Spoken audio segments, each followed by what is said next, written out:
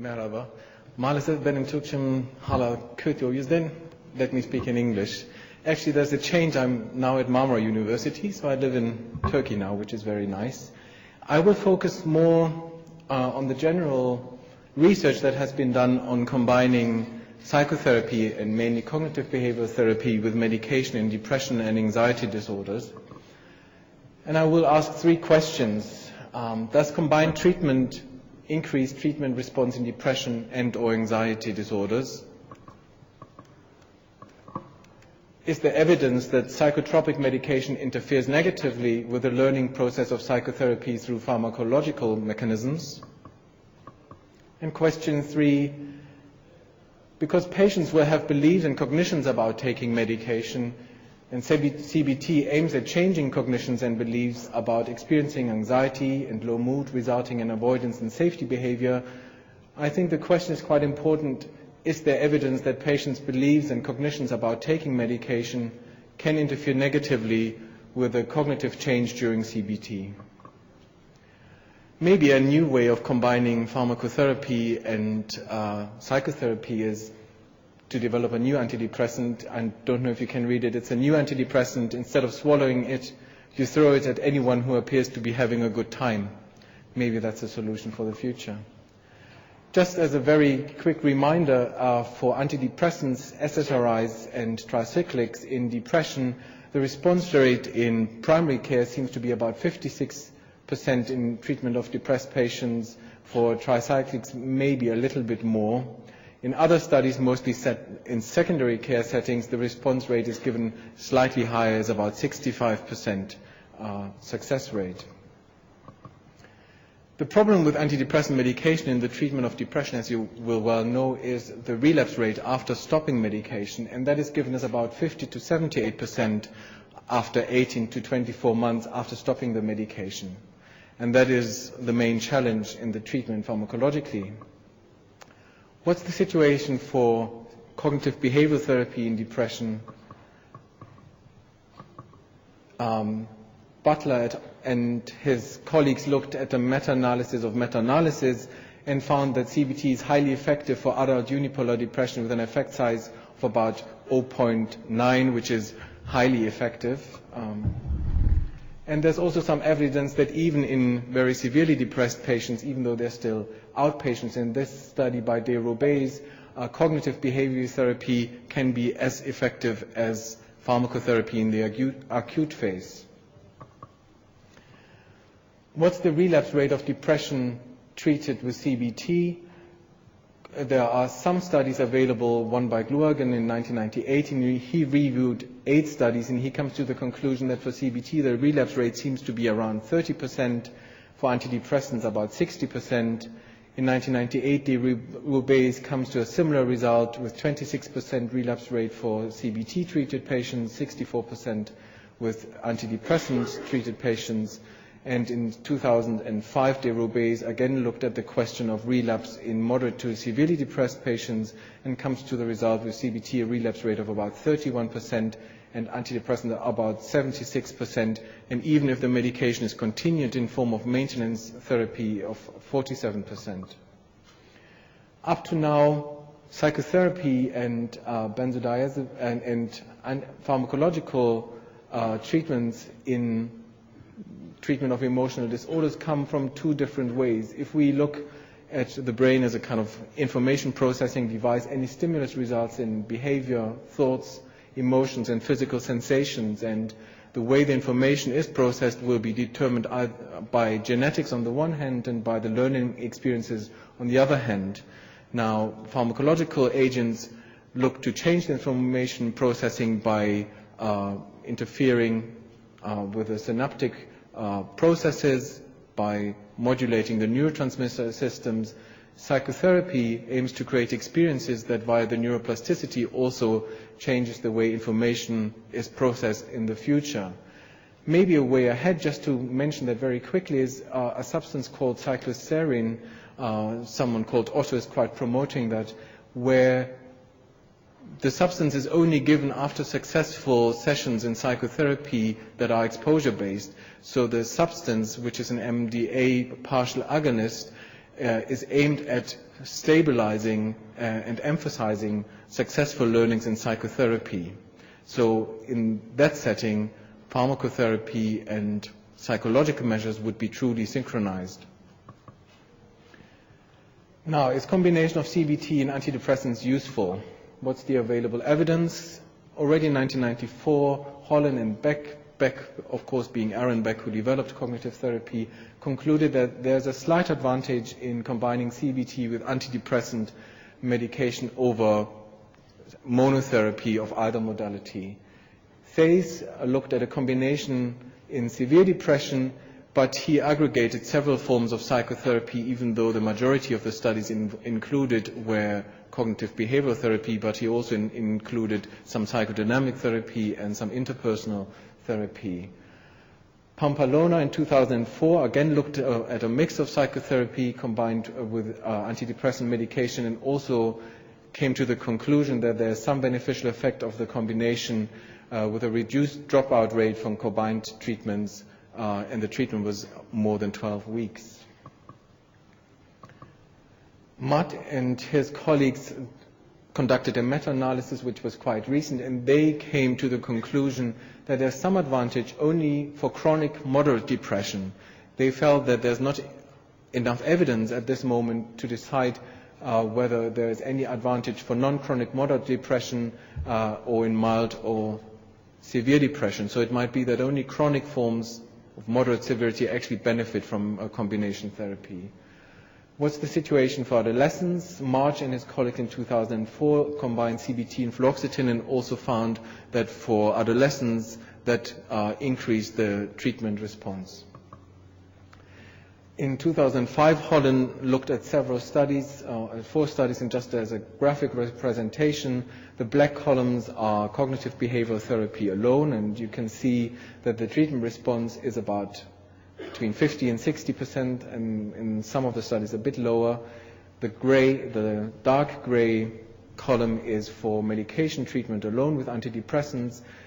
It's slightly lower in some studies, slightly higher or equal in other studies, and the combined treatment seems in those 4 studies to be slightly more effective in treatment response. What are the relapse rates of combination therapy? We discussed that with medication alone, that's the big challenge, that the relapse rates are quite high, and it seems that 2 studies showed the risk of relapse somewhat more reduced after combination therapy than after CBT alone, and much more reduced than after medication alone. One study by Simmons and his colleagues reported the relapse rates after combination therapy somewhere in the middle between the low rates of CBT as monotherapy and the high rate after medication alone. Adding CBT to antidepressant medication seems to be beneficial to reduce relapse rates and to increase the treatment response, regardless of when of pharmacotherapy the CBT is begun. It can be before pharmacotherapy, it can be during pharmacotherapy, or even after pharmacotherapy. That doesn't really seem to be playing a role. So the question that I had asked earlier, for depression, the answer seemed to be, does combined treatment increase treatment response in depressive disorders? Yes, but possibly only in a subset of patients, mainly chronic moderate depression. Adding CBT to pharmacotherapy reduces the relapse rates of pharmacotherapy to about the relapse rates of CBT alone, which is a big advantage. But where available, CBT as monotherapy appears an evidence-based option in the initial treatment of depression, and pharmacotherapeutic measures can be added later. It has only a slight reduced treatment response compared to combination treatment and about the same low relapse rates. So in a way, it becomes a matter of cost if you combine or just treat with CBT. Although there are no Turkish cost-effectiveness studies, at least I didn't find any, or maybe my Turkish wasn't good enough to find them. There's a study by Voss, and he is based in Australia, and he reported that maintenance therapy with SSRIs in depression was more expensive than CBT delivered by a psychologist on a public salary under the conditions of, admittedly, the Australian health system, which might be different from the Turkish one. I'm quite sure it is, actually. What about question 2? Is there evidence that antidepressants medication interferes negatively with the learning process of psychotherapy in depression through pharmacological mechanisms, as there's a slight advantage of combination therapy in treatment response, at least in a subgroup of depressed patients? A significant negative pharmacological effect of antidepressants on the psychotherapeutic process seems unlikely at this stage. Is there evidence that patients' beliefs and cognitions about taking medication can interfere negatively with the cognitive change during CBT for depression? The relapse rate of combination therapy is about as low as that of CBT alone and considerably lower than antidepressants alone, as we said. So this suggests that for the majority of patients at least, cognitions such as I only got better through taking medication, without medication I will get unwell again, does not really play a significant role in the treatment. However, in individual cases this might be different. What about anxiety disorders? Medications in the treatment of anxiety disorders, I will only refer to diazepam or benzodiazepines and SSRIs and tricyclics at this stage. We know that they are effective in about 60 to 70%, and again the big problem in the treatment of anxiety disorders as well is the high relapse rate after stopping medication. With the benzodiazepines, they are anxiolytic, that's of course correct. They are effective but not recommended for medium or longer term use, and you're all aware of the risk of dependence and tolerance development. And in panic disorder, they achieve significant reduction in panic attacks in 50 to 70% of patients. However, the relapse rates again are very high with over 50%, even if benzodiazepines are withdrawn very, very slowly. What about CBT and anxiety disorders? There's a quite recent meta-analysis by Butler compared to no treatment, waiting list or placebo. The combined effect size overall anxiety disorders is about 0.95, which again is highly effective. And in panic disorder, there appears to be robust evidence that cognitive therapy produces vastly superior low relapse rates than that of pharmacotherapy alone. There's also evidence for long-term benefit in general anxiety disorder, social phobia, and OCD, but the difficulty is that up to now there are only very few long-term follow-up studies in psychotherapeutic treatment. Hoffman and Jaspers had a recent meta-analysis of 27 studies comparing CBT to psychological placebo, and the pooled effect size over the anxiety disorders was 0.73, again kind of effective. Higher effect size for OCD and acute stress disorder, lower for panic disorder.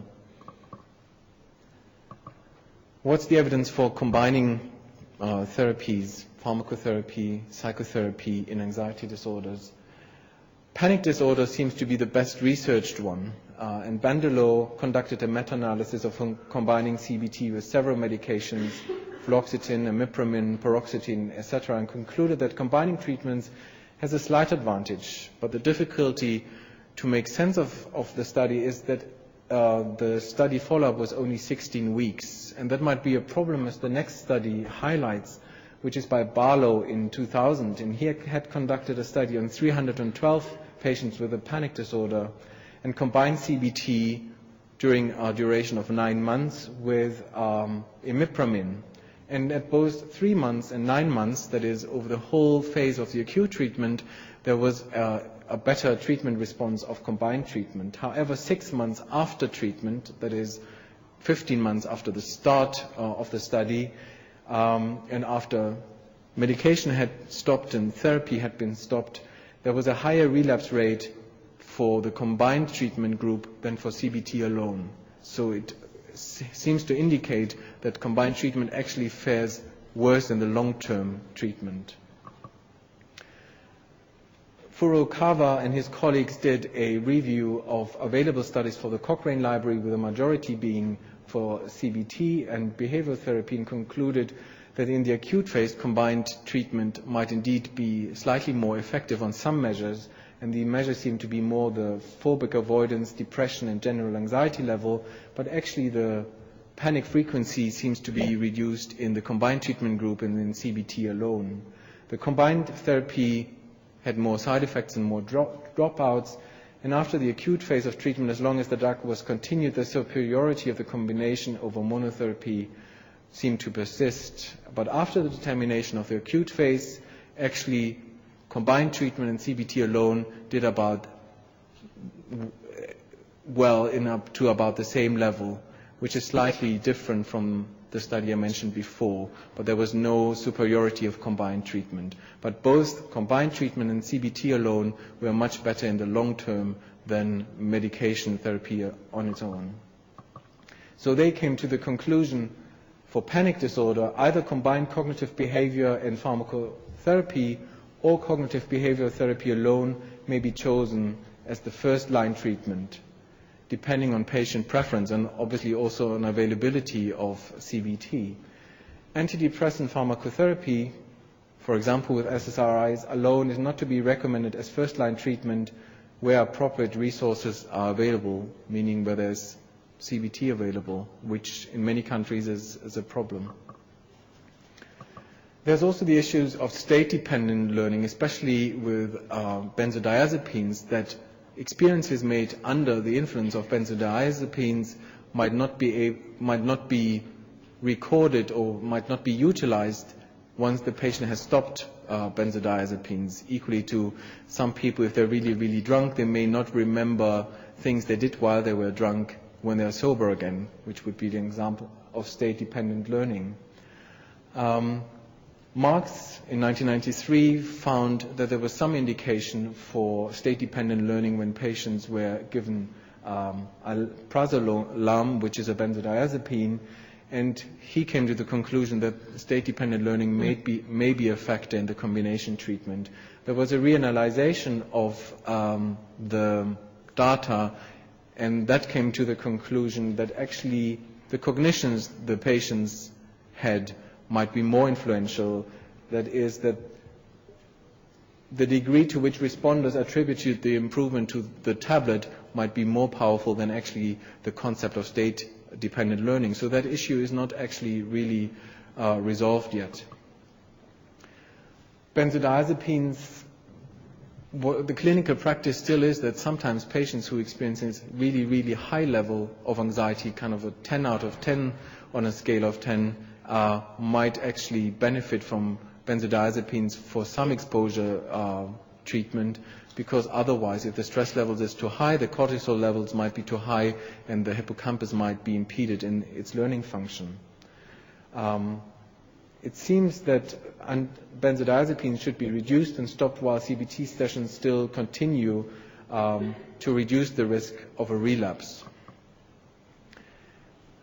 There are cognitive models, and in panic disorder, this involves... Afterwards, please finish. Okay. Yes.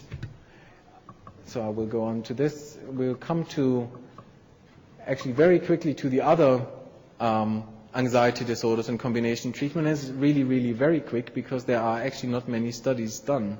The overall evidence suggests that there's no advantage of combining antidepressant, especially SSRI medication, with psychotherapy. There's no added benefit and no benefit in relapse rates. So to answer those three questions we had asked earlier, in anxiety disorders, combination treatment is not useful in the longer term.